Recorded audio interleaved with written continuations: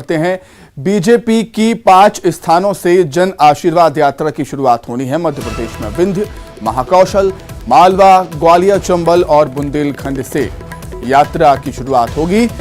BJP के राष्ट्रीय अध्यक्ष जेपी नड्डा, गृह मंत्री अमित शाह, रक्षा मंत्री राजनाथ सिंह, नितिन गडकरी और यात्रा का शुभारंभ करेंगे। 3 सितंबर को विंध्य के चित्रकूट से जन आशीर्वाद यात्रा कामतनाथ जी का आशीर्वाद लेकर शुरू होने वाली है। राष्ट्रीय अध्यक्ष जेपी नड्डा यात्रा का शुभारंभ करेंगे। 4 सितंबर को मालवा के नीमच से यात्रा का शुभारंभ करेंगे राजनाथ सिंह। 5 सितंबर को महाकौशल के मंडला, ग्वालियर, चंबल के श्योपुर से यात्रा का शुभारंभ करेंगे अमित शाह। 6 सितंबर को इंदौर संभाग के खंडवा से नितिन गडकरी यात्रा का शुभारंभ करेंगे।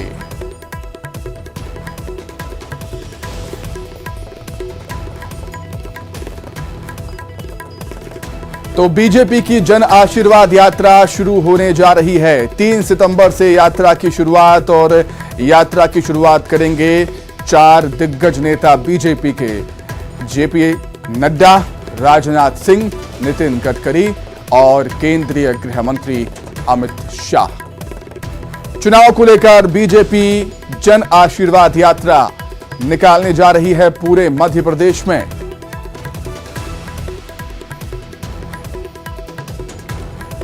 चलिए अधिक जानकारी के लिए सीधे भोपाल का रुख कर लेते हैं। सहयोगी शैलेंद्र भदौरिया हमारे साथ जुड़ गए हैं। शैलेंद्र, मध्य प्रदेश में चुनाव बेहद नजदीक हैं और चुनाव से पहले बीजेपी जनता का आशीर्वाद लेना चाहती है, और यही वजह है कि 3 सितंबर से जन आशीर्वाद यात्रा की शुरुआत। और खास बात यह है कि 4 बड़े दिग्गज नेता इस यात्रा की शुरुआत करने जा रहे हैं। शैलेंद्र,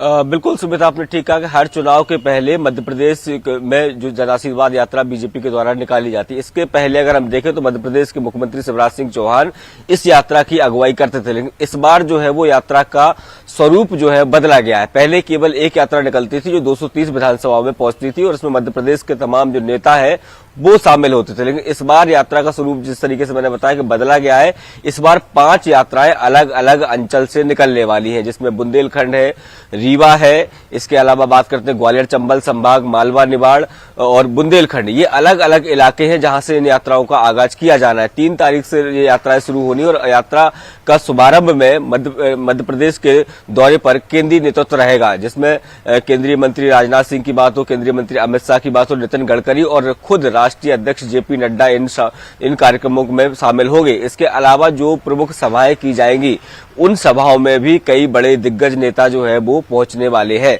और ये बताया ये भी जा रहा है कि यात्रा का जब समापन होगा उस दिन खुद प्रधानमंत्री नरेंद्र मोदी पहुंचेंगे। उस दिन कार्यकर्ता महाकुंभ का जो आयोजन किया गया है राजधानी भोपाल में, जिसमें 10 लाख कार्यकर्ता भी पहुंचेंगे।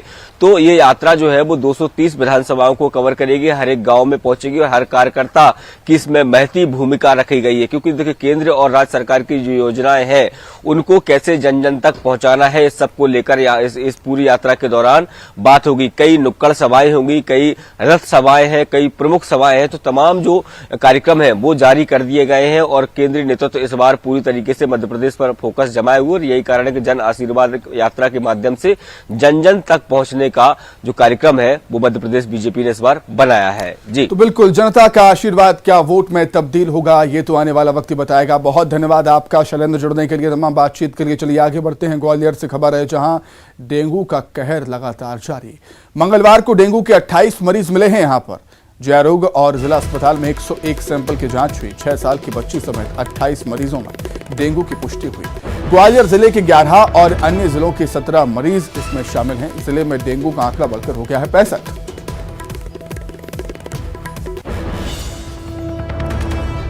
तो ग्वालियर में लगातार डेंगू अपने पैर पसार रहा है।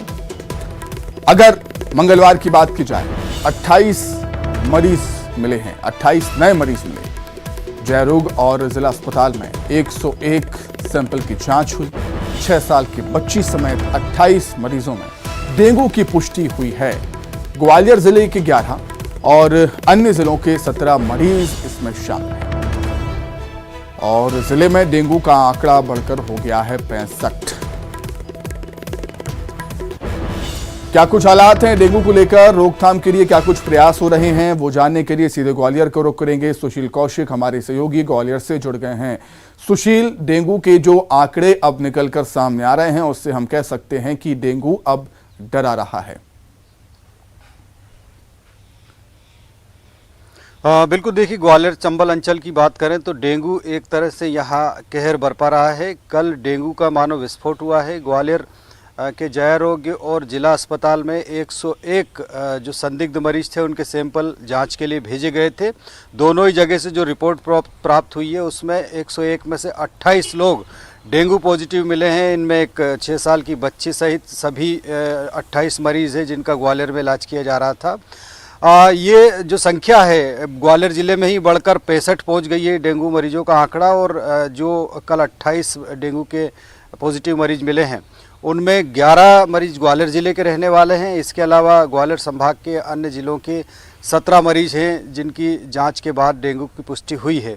तो निश्चित तौर पर ग्वालियर चंबल अंचल में, जैसा कि हमने पहले भी आशंका जताई थी कि इस साल जैसे पिछले एक सप्ताह से ज़्यादा का वक्त हो चुका है, बारिश नहीं हुई है, उसके चलते तापमान बढ़ा है, साथ ही जो जल जमाव जल भराव के हालात बन रहे हैं उससे निश्चित तौर पर डेंगू के बढ़ने की आशंका थी। और वैसा ही हुआ है कि कल एक दिन में डेंगू का विस्फोट हुआ, 28 मरीज सामने आए हैं। अब सेहत के जानकारों का मानना है कि डेंगू का ये आंकड़ा लगातार बढ़ेगा, क्योंकि इस साल डेंगू जो है लोगों को खासा प्रभावित करेगा, क्योंकि उसकी दो ही वजह, एक तो मौसम की बेरुखी, दूसरा जो हालात बन रहे हैं, चाहे जल जमाव के हो, गंदगी के हालात हो, उसकी वजह से भी डेंगू का लार्वा पनप रहा है। और ये अब संख्या जो है लोगों के लिए चिंता बढ़ा सकती है। तो स्वास्थ्य विभाग और प्रशासन ने लोगों को अलर्ट रहने की सलाह दी है और किसी तरह का बुखार आने पर तत्काल डॉक्टर से जांच कराए। इसके साथ ही अब जो मलेरिया विभाग की टीमें हैं वो भी सक्रिय हो गई है डेंगू का लार्वा नष्ट करने के साथ ही जल जमाव वाले इलाकों में। बिल्कुल, निश्चित तौर पर बारिश के बाद जो मौसमी बीमारियां हैं वो पैर पसार रही हैं। सुशील, चिंता का विषय। बहुत शुक्रिया सुशील आपका जुड़ने के लिए। आगे बढ़ते हैं सिवनी से बड़ी खबर, जहां बस और पिकअप की टक्कर हो गई। भीषण सड़क हादसे में 3 की मौत हो गई है। बस में सवार कई यात्री घायल हुए हैं। भोपाल से मंडला जा रही थी बस, तभी हादसे का शिकार हुई। लखनादौन थाने के सहसना गांव के पास यह हादसा हुआ। सिवनी से खबर, जहां बस और पिकअप की जबरदस्त टक्कर हुई। इस हादसे में 3 की जान चली गई। बस में सवार कई यात्री घायल हुए। भोपाल से मंडला बस जा रही थी, तभी पिकअप से टकरा गई है। लखनादौन थाने के सहसना गांव के पास यह हादसा हुआ। अधिक जानकारी के लिए बातचीत करेंगे सिवनी संवाददाता अजहर खान, जुड़े हुए हैं फोन पर। अजहर, क्या कुछ जानकारी, किन परिस्थितियों में कैसे हादसा हुआ? जी बिल्कुल, देखिए सुबह ही इस समय भीषण सड़क हादसा पेश आया है। लखनादौन थाने के सहसना गांव के पास एक घाट एरिया पड़ता है, जहां पर बस और पिकअप की जोरदार टक्कर हो गई। बताया रहा, तेज वाहनों की तेज रफ्तार और कहीं ना कहीं सुबह होने के समय की वजह से हादसा हुआ है। और पुलिस अधिकारी से जो जानकारी मिली है उसके अनुसार जो पिकअप में 4 लोग सवार में थे, जिनमें से 3 लोगों की घटनास्थल पर मौत हो गई। वही हादसे में बस में सवार कई यात्री घायल हो गए, जिन्हें नजदीकी अस्पताल में इलाज के लिए भर्ती कराया गया, जहां पर उनका उपचार जारी है। घटना की सूचना पर दोनों थानों की, जो खंसौर थाना है और